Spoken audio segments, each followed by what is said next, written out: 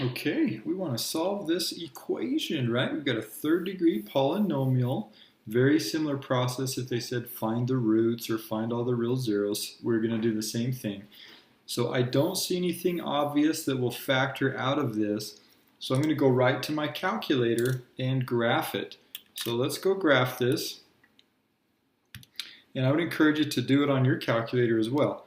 So 6x cubed minus 19x squared plus 5x plus 8. And let's go look at the graph. Let's see what comes up. Because visually, that's just going to give us an idea of what we're dealing with. So crosses 1, 2, 3 places. So there are 3 real zeros. That means there's 3 solutions to this equation. So it just gives us an idea of what to expect. Now the quickest way to look for a nice zero, an integer zero, I kind of call those nice zeros, is if we just go to the table. So second graph, and that brings up my table, and you can scroll up and down, you can look at things.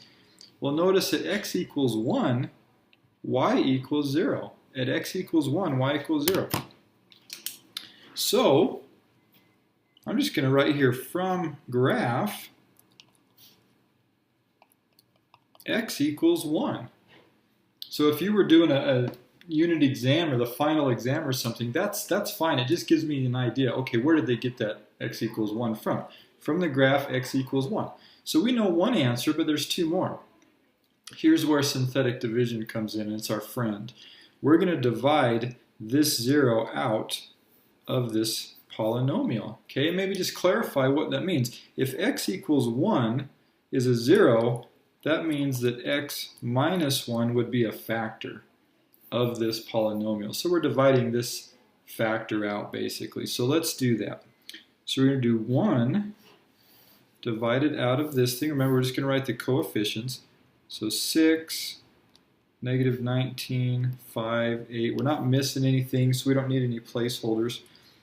And let's do synthetic division. Let me just clarify this. So remember, here's our factor, so we switch the sign of that. That's why it's positive 1. So if they give you a 0 or you go to your calculator and find a 0, you don't need to switch the sign because it came from that factor. So remember, this first number just comes straight down. 1 times 6 is 6. Negative 19 plus 6, we get minus 13. 1 times negative 13 is negative 13, and add. We get negative 8. 1 times negative 8. And we get 0. Now we better get a remainder 0 right there, because if this is a factor, it's going to divide perfectly. So that just kind of reinforces. But really, we wanted this information.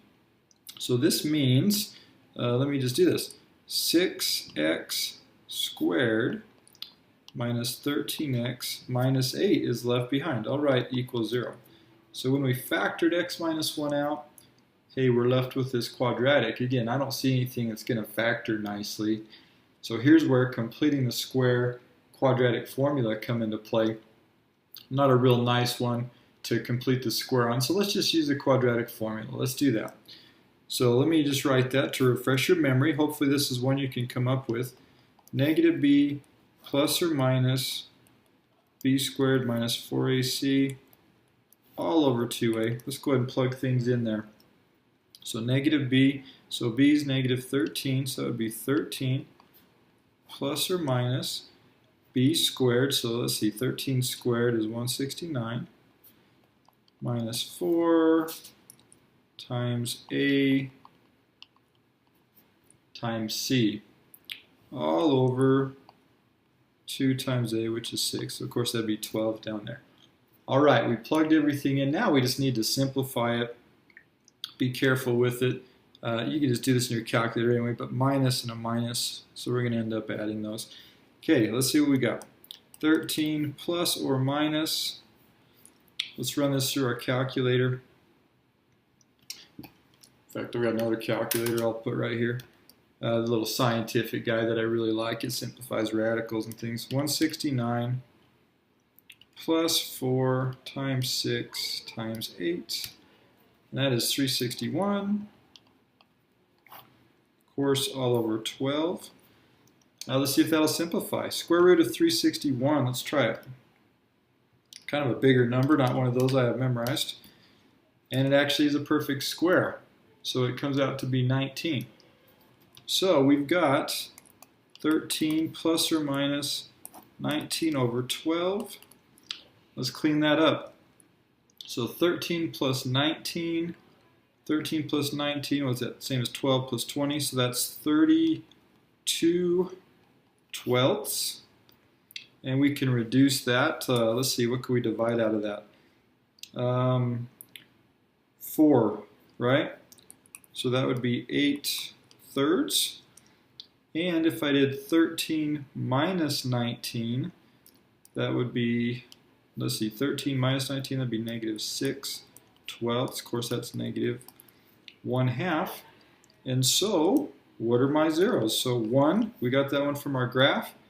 We just found these two, 8 thirds and negative 1/2. I feel pretty good about what we just did. But let me show you. Let's just verify those quick. Again, if we go back to our calculator,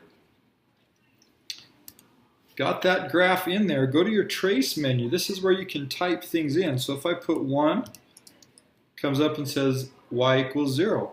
If I do 8 thirds, it says 4e to the negative 12th, at least on my calculator. Well, that's 0. That means 4 times 0 to the negative 12th.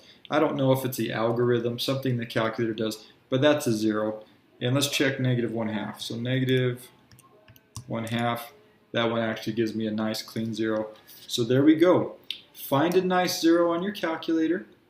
Use synthetic division to divide it out. Get that polynomial down to a quadratic, and then solve your quadratic. Either complete the square, use a quadratic formula, and then of course, always a good idea, check things on your calculator.